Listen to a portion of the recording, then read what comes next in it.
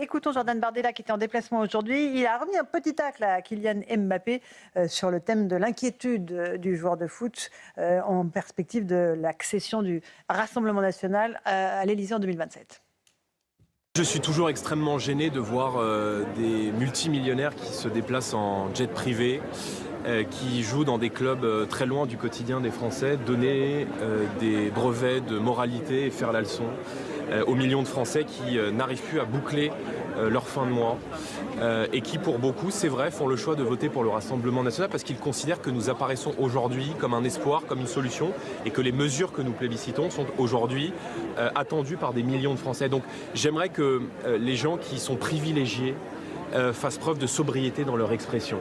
Éric Nolot, c'est de bonne guerre ou ça va, ça suffit maintenant ? Non, mais moi, depuis le début, je suis à la fois choqué par les attaques de Kylian Mbappé et par les contre-attaques de Jordan Bardella, parce que j'estime qu'une Coupe du Monde devrait être un moment d'union nationale. Voilà. Il ne nous en reste pas beaucoup. Je trouve que cette polémique est complètement déplacée. Après, si on veut être tout à fait honnête, comme on dit dans les cours de récréation, c'est Kylian Mbappé qui a commencé. Ah bah oui. Et il ferait mieux quand même de tourner 7 fois son clavier avant de tweeter, parce que déjà dans l'affaire Naël, quelques minutes après, Petit Ange parti trop tôt. Non seulement c'était d'un kitsch achevé, mais en plus ça faisait quand même. Et il était ça faisait quand même bon marché. Ça faisait bon marché de la présomption d'innocence, etc. Je sais pas, 6 étoiles. Il faut que ça cesse. Là, Okay, il faut que ça s'arrête. Parce que, voilà, mais le problème, c'est pas sûr qu'il ait compris, quoi. Qui ? Mbappé, c'est une rechute. Et il offre d'ailleurs à Bardella sa réponse sur un plateau, parce que évidemment.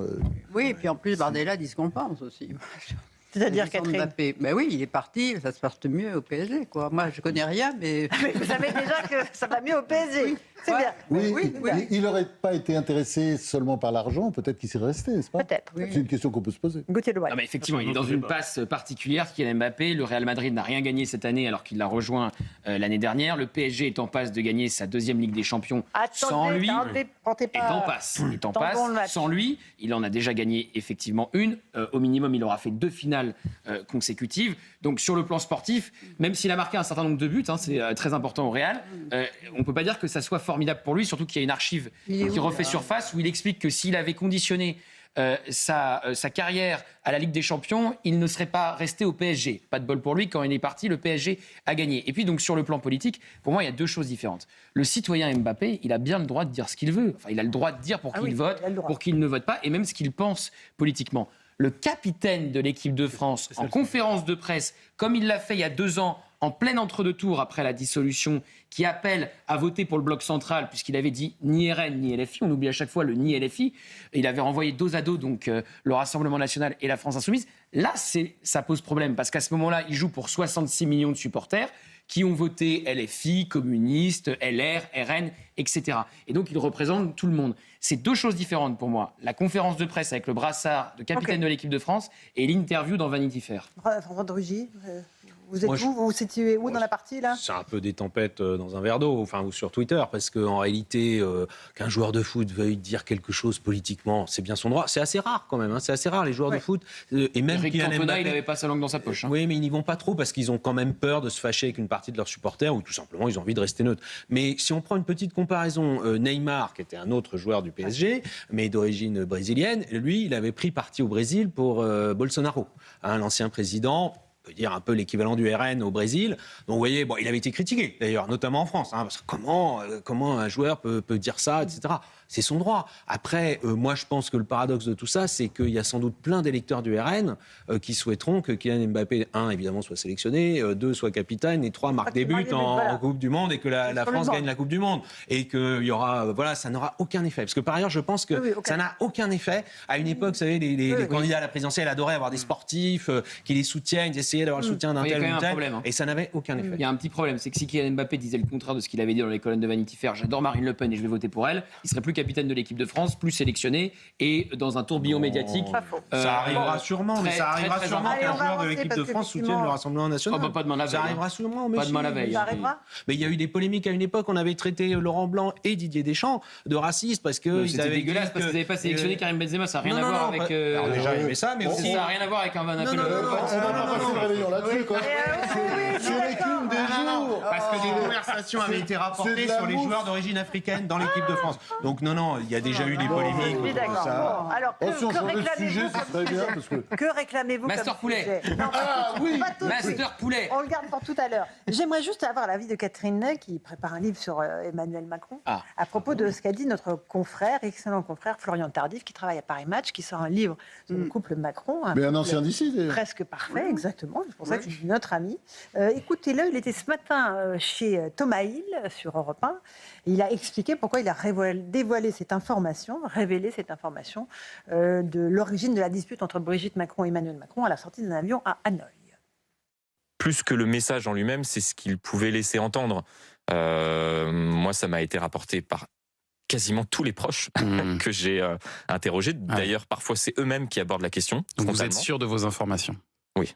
Et ensuite, compte tenu de l'explosivité de ce récit, vous imaginez bien, pour l'écriture de ce livre, j'ai souhaité interroger uniquement les proches de monsieur et de madame, uniquement, parce que je sais qu'il peut y avoir de l'amertume, des intérêts, on est à un an de la présidentielle, donc voilà, donc je fais très attention à cela. Compte tenu de la sensibilité de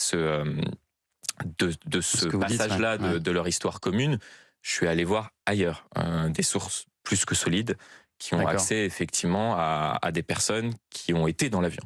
Et vous dites que c'est une relation qui serait restée platonique? C'est ce que me disent tout le monde, tous les proches que j'ai pu avoir. À chaque fois, ce qui est intéressant, c'est qu'ils ont le même récit. C'est-à-dire, ils me disent non, mais c'est que des SMS. Oui, il me dit ça. Il lui a envoyé. Je suis très jolie. Je vous trouve très jolie. Je vous trouve magnifique, etc., etc. Il y a une proche de Madame qui m'a dit oui, ça a été des éléments de langage qu'on m'a donné pour faire passer l'histoire pour presque rien. Voilà pour Florian Tardif. Catherine Ney. C'est des informations explosives, effectivement, qui ont été révélées là. Ce sont des... Oui, mais que tout le monde savait. Bon, oui, mais c'est vrai que cette pas gifle... tout le monde, pas tous les gens qui nous écoutent et nous regardent. Non, mais que dans la presse, c'est quelque chose qui circulait, un peu dans les milieux politiques. Oui, et après, dans toute la France, parce que nous, on va dans les bistrots, on parle aux gens aussi. Vous voyez, non, on m'a jamais posé la question, je veux dire, dans les bistrots. Bon. C'est Franz-Olivier Gisbert qui lance des rumeurs depuis les bistrots de Paris. Catherine.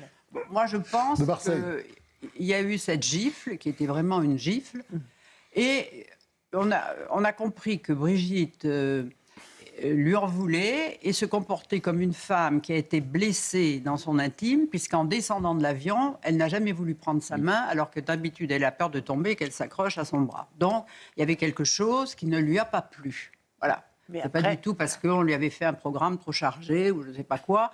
Bon, qu'a-t-elle vu ? Je n'en sais rien. Mais ça authentifiait un malaise qui existe dans le couple et chez Brigitte depuis la dissolution. Voilà, peut-être parce que, pour des raisons, parce que sûrement qu'elle a vu les effets et qu'elle a peut-être moins admiré pendant un moment, qu'après la dissolution et pendant 2 mois, il a mis un temps fou. Est-ce que je peux me permettre de poser une question à la macronologue, c'est comme ça qu'on dit.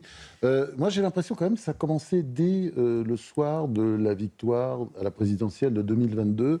Quand on les voyait tous les deux, il y a quelque chose qui n'allait pas. Elle n'avait pas l'air heureuse. Ah, mais ça, c'est pas la même chose. En 2022, je crois qu'il n'a pas fait campagne pour la présidentielle. Il n'a pas demandé aux Français de lui donner une majorité, qu'ils l'ont exaucée, qu'ils ne la lui ont pas donnée. Et quand on lui demande pourquoi, il disait aussi parce que j'étais épuisé.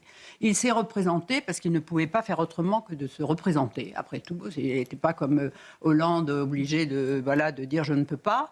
Brigitte n'en avait pas envie. Elle avait dit moi j'ai pris un contrat. C'était 5 ans. D'ailleurs, ça ne tient pas. À partir de son mari où était élu pour 5 ans et qu'elle allait se représenter, elle savait que c'était pour 10 ans. Et je crois qu'ils étaient tous les deux un peu une forme de burn-out, de tristesse en disant il faut commencer. Et il va... Bon, et je crois que ça a été, non pas un moment de joie, puisqu'il a fait le plus mauvais discours, lui qui est un verbomoteur inarrêtable. Une fois qu'il a été élu devant la Tour Eiffel, il a fait un discours qui durait un quart d'heure et qui était complètement raté. Ils sont partis comme des voleurs, tous les deux à l'Angleterre, en laissant tomber tous les amis. Donc il y avait peut-être une crise, c'était pas une crise dans le couple, c'était de dire on va faire front tous les deux pour la suite. Et en tous les cas, il s'est passé quelque chose parce que lui, il venait de subir à la fois la présidence de l'Union européenne, où il était nuit et jour au téléphone. Je pense qu'il était épuisé. et qu'il y a eu ce moment-là difficile. Mais c'était absolument pas parce qu'ils étaient fâchés, qu'il y avait un truc de l'ordre d'intime, pas du tout. Gauthier Lebret, une question ? La question que j'ai envie de poser à Catherine et Franz-Olivier Gisbert, c'est faut-il publier cette information ? Parce qu'effectivement, beaucoup l'avaient entendu, cette rumeur autour de Golshifteh Farhani. Il y a un grand quotidien qui a fait plusieurs séries de portraits sur Emmanuel Macron et qui avait failli le mettre dans l'un de ses portraits, puis au dernier moment, ça avait été retiré. Donc moi, j'ai envie d'avoir votre regard, puisque vous faites ce métier depuis un certain nombre d'années, c'est est-ce qu'il faut publier une telle information ? Non, moi, en tous les cas, je ne sais pas si je l'aurais publié. La question que je me pose, c'est pourquoi un homme comme Emmanuel Macron prend une décision aussi stupide, comment un homme aussi intelligent prend la décision de dissoudre à un moment. Oui. Pourquoi ? Qu'est-ce qui l'a motivé ? Alors, le soir d'une défaite, est-ce qu'il n'y a pas quelque chose dans son intime qui s'était déréglé pour des raisons X ? Vous savez, la Bible dit que 7 x 7, 49, les hommes arrivent à un moment de leur âge, avant 50 ans, où tout d'un coup, ils ont envie de tout bazarder, tout ça. Et que sa manière de bazarder quelque chose, on ne sait pas quoi, quelque chose d'intime, que je ne... a été plus fort que lui, et il a fait la dissolution pour casser quelque chose. Voilà. Alors, c'était une interprétation psychologique à laquelle on peut adhérer ou pas. Mais moi, c'était tellement idiot, tellement bête, tellement peu politique. D'ailleurs, c'est vrai qu'il n'a pas... Voilà. Franz, qu'est-ce que vous en pensez ? Moi, je vous passe la parole. J'ai travaillé à une époque où le journalisme s'arrêtait à la porte de la chambre à coucher. C'est-à-dire, on n'allait pas voir non plus du côté du lit, sous les draps, etc. Ah ouais. Et je me suis toujours tenu à cette position. Oui. C'est vrai qu'aujourd'hui, je vois bien que ça ne tient plus. Ça tient plus. Mais cette information-là, que j'ai entendue à plusieurs reprises de bouches différentes, parce qu'elle a vraiment circulé beaucoup, c'est vrai qu'il ne m'est pas venu à l'idée de faire un article autour, d'en parler à quelqu'un en disant c'est une affaire énorme, parce que, c'est vrai que j'ai toujours considéré que la vie privée, finalement, ne nous concernait pas tout à fait, sauf, évidemment, quand ça rentrait en ligne de compte sur des grandes décisions. Par exemple, ce que dit Catherine, là, sur la dissolution, c'est tout à fait intéressant sur la dissolution. Ça donne évidemment une autre couleur à cette histoire. L'actrice a donné 2 interviews, et à elle et à Paris Match, où elle disait avoir quand même eu un grand chagrin d'amour, quelque chose d'impossible, et disant des choses à Paris Match même, qui étaient quand même plus que troublantes. Voilà. François de Rugy, oui, limite vie privée, vie publique. C'est un éternel problème, une éternelle question avec la politique française. En fait, quand on regarde, si on prend un petit peu de recul, on voit bien qu'il y a déjà eu des situations un peu comparables, en tout cas des débats comparables à François Hollande. On se souvient quand même des révélations d'un magazine de People, mais enfin qui avait choisi de révéler une relation avec Julie Gaillet qui s'était avérée être réelle. Et puis il y a eu aussi des rumeurs sur le président Sarkozy, et puis sur Jacques Chirac. Là, c'est un petit peu différent quand même, Hollande, parce que c'était l'Élysée. Il y avait l'Élysée qui était, vous voyez, c'était une relation qui était dans le cadre de l'Élysée. C'était pas. Oui, mais on voit bien que moi, je pense qu'en fait, il y a une sorte de passion française autour de cette idée qu'il y aurait peut-être, un peu comme du temps de la monarchie, finalement, des relations extra-conjugales. Oui, évidemment qu'il y a. Voilà. On a vu ça. Mais pour autant, je pense que ça n'a que peu ou pas d'influence, in fine, sur le vote des Français. Il faut se rappeler qu'Emmanuel Macron a dû faire face à une rumeur avant même qu'il soit élu président de la République, quand il était candidat, et qu'il avait fait le choix de tuer la rumeur, en quelque sorte, en en parlant, ce qui était assez rare et assez courageux, même si la personne nommée, elle, aurait préféré ne pas être nommée.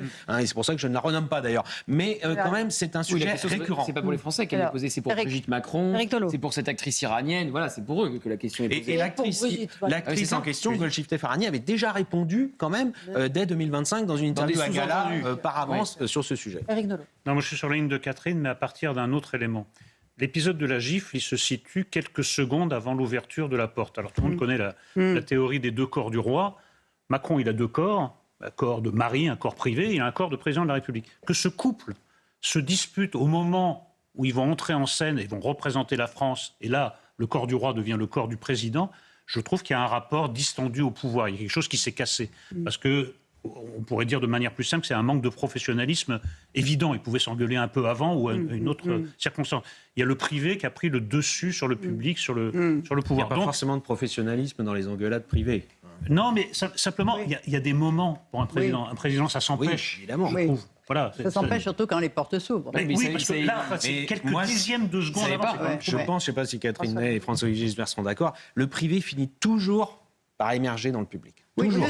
Pour quelqu'un de pouvoir. Le seul qui a eu beaucoup de chance, c'est François Mitterrand qui a pu bénéficier d'un temps où il n'y avait pas les portables, où il n'y avait pas les réseaux sociaux, où il n'y avait pas la presse. Oui, mais il y avait eu une photo d'un journaliste, d'un photojournaliste, mais qui a décidé de ne pas la publier peu de temps après son élection au château de Souzy-la-Briche avec Anne Pinjot. Donc il y a eu à l'époque une autocensure par rapport à ce type de révélation. Il laissait des indices comme des canards en plastique dans sa voiture de premier secrétaire. Et il a fini par y avoir la révélation de Paris Match quand même, alors qu'il était encore président.